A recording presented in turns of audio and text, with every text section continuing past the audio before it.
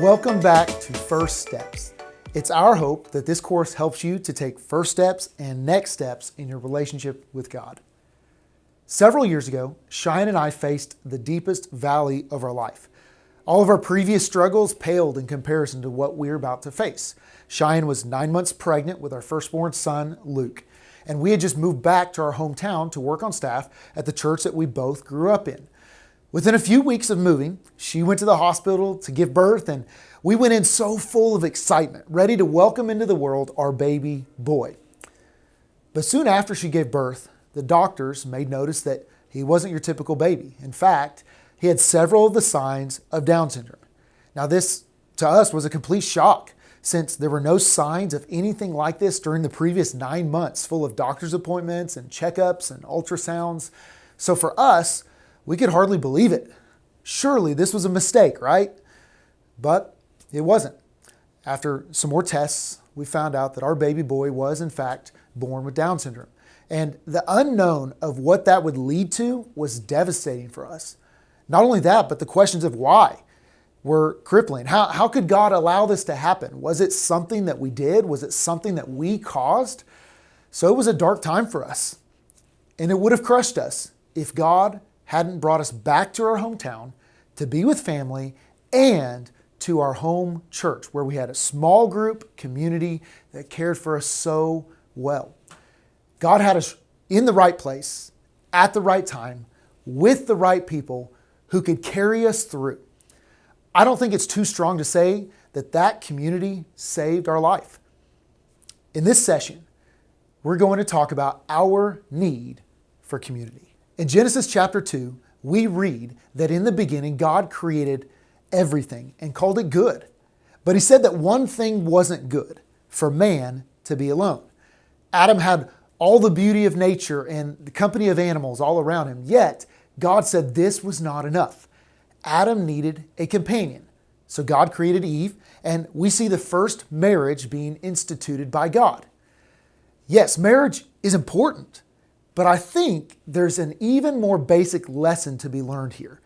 God has created within humanity a need for community. We are created for relationship, not just marriage, but human relationships. We need each other. Here's the main idea I want you to write down. You are created for community. There are many other substitutes for community out there: clubs or gangs or romantic relationships or jobs, hobbies, kids' activities, friend groups, even social media. But none can satisfy this need for community like God can. And here's how he does it. He does it through the church. The church is God's solution to our need for community. So if you attend church on a regular basis, most likely part of the reason why you attend is because you're seeking community. And that's good. I'm so glad that you're seeking the church to fulfill your need for community. You're in the right place. But here's the bad news. What you attend on Sunday morning is not the church. This is a worship service, but it's not the church. Today, I think that we can miss what the church is supposed to be and look like. As Christians, we're used to going to a building, gathering for a couple hours on a Sunday, just to go home and do it all again the following week. But here's the deal. Sitting in proximity is not the same thing as living in community. And don't misunderstand. We should go to church. Sunday worship services are biblical, they're important, and they're strategic.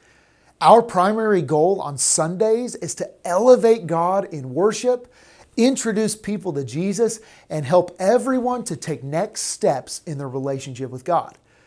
But simply attending this service does not make you the church and does not necessarily satisfy your need for community. We are not called to simply go to church. We are called to be the church. Church is not a service we attend, it's who we are. At its most basic level, the church is made up of followers of Jesus, banding together in relationship as we live out God's call in our lives daily with one another. God has created us to live in community, not just sit in proximity. So, going to church is good and necessary, but it's not complete. You need to find a small group of people to do life with outside of your Sunday morning worship experience. So you can pray for each other, encourage one another, to mourn your losses, and to celebrate your joys together. But let's go a little bit deeper today. Our struggles in this life are more than just that, more than just struggles. We are in a battle. In Ephesians chapter 6, Paul says, "For our struggle is not against flesh and blood, but against the rulers and against authorities and against the powers of this dark world and against the spiritual forces of evil in the heavenly realms." You see, our battles in this life are not merely what we see with our eyes, but many are unseen spiritual battles. We have a very real enemy who seeks to destroy us. Jesus says in John 10:10, he says, "The thief comes only to steal and kill and destroy." Satan and his demons are real, and they're out to destroy you. As Christians, many times God protects us from destruction. But that doesn't mean that the enemy stops trying. So, if he can't destroy you, he'll distract you, he'll discourage you, or both. And God's remedy for this is found by living life in community with other Christians who can pick you up when the enemy knocks you down. Solomon writes in Ecclesiastes, he says, "Two are better than one because they have a good return for their labor. If either of them falls down, one can help the other up. But pity anyone who falls and has no one to help them up.